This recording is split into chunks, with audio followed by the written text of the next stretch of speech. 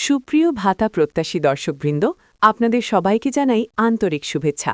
আজকের এই ভিডিওতে আমরা কথা বলবো দেশের বিভিন্ন জেলায় ভাতার টাকা বিতরণ নিয়ে সর্বশেষ আপডেট সম্পর্কে।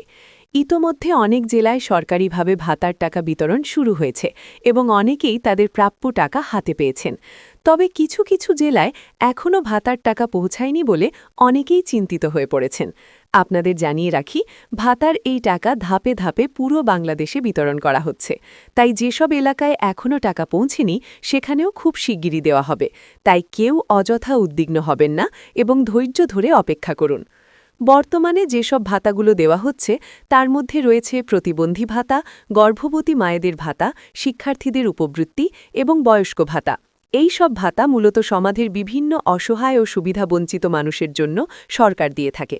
অনেক জায়গায় ইতোমধ্যেই উপকারভোগীরা মোবাইল ব্যাংকিং বা ব্যাংক অ্যাকাউন্টের মাধ্যমে তাদের টাকা পেয়ে গেছেন। আবার অনেক এলাকায় ইউনিয়ন পরিষদ বা সংশ্লিষ্ট অফিসের মাধ্যমে এই টাকা বিতরণ করা হচ্ছে। তাই আপনার এলাকায় কোন পদ্ধতিতে টাকা দেওয়া হচ্ছে সেটি আগে নিশ্চিত হওয়া খুবই গুরুত্বপূর্ণ। বিশেষ করে প্রতিবন্ধী ভাতার বিষয়টি নিয়ে অনেকেই জানতে চাইছেন। অনেক জেলায় প্রতিবন্ধী ভাতার টাকা ইতোমধ্যে বিতরণ শুরু হয়েছে এবং অনেক উপকারভোগী তাদের প্রাপ্য অর্থ পেয়েছেন। তবে যেসব এলাকায় এখনও এই ভাতার টাকা দেওয়া হয়নি সেখানেও দ্রুত সময়ের মধ্যে বিতরণ শুরু হবে বলে জানানো হয়েছে। তাই যারা এখনও টাকা পাননি তারা অবশ্যই চিন্তা করবেন না, কারণ এই ভাতার তালিকায় যাদের নাম রয়েছে তারা পর্যায়ক্রমে সবাই টাকা পাবেন। এছাড়াও গর্ভবতী মায়েদের জন্য যে মাতৃত্বকালীন ভাতা দেওয়া হয় সেটিও অনেক এলাকায় দেওয়া শুরু হয়েছে। এই ভাতার মাধ্যমে গর্ভবতী মায়েরা কিছু আর্থিক সহায়তা পান, যা তাদের চিকিৎসা ও পুষ্টির জন্য অনেক উপকারী। অনেক মা ইতোমধ্যে তাদের টাকা পেয়েছেন এবং তারা এতে বেশ উপকৃত হয়েছেন।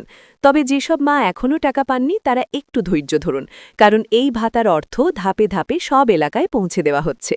শিক্ষার্থীদের উপবৃত্তির টাকাও ধীরে ধীরে বিতরণ করা হচ্ছে।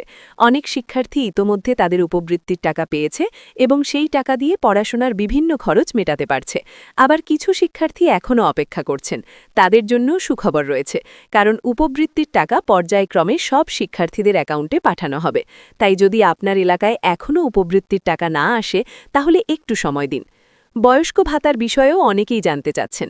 দেশের অনেক বয়স্ক মানুষ এই ভাতার উপর নির্ভর করে তাদের দৈনন্দিন খরচ চালান। ইতোমধ্যে অনেক জেলায় বয়স্ক ভাতার টাকা দেওয়া হয়েছে এবং অনেকে তা হাতে পেয়েছেন। তবে কিছু এলাকায় এখনও এই টাকা বিতরণ বাকি রয়েছে। সংশ্লিষ্ট কর্তৃপক্ষ জানিয়েছে, খুব দ্রুত সময়ের মধ্যে বাকি এলাকাগুলোতেও এই ভাতার টাকা পৌঁছে যাবে। যারা ইতোমধ্যে ভাতার টাকা পেয়েছেন তাদের কাছে আমাদের একটি অনুরোধ থাকবে। আপনারা অবশ্যই কমেন্ট বক্সে জানাবেন আপনারা কোন ভাতার টাকা পেয়েছেন এবং কোন জেলা থেকে পেয়েছেন। এতে করে অন্য যারা এখনও অপেক্ষা করছেন তারা কিছুটা ধারণা পাবেন কোথায় কোথায় টাকা দেওয়া শুরু হয়েছে। এতে অনেকের দুশ্চিন্তা কমে যাবে এবং সবাই আপডেট জানতে পারবেন।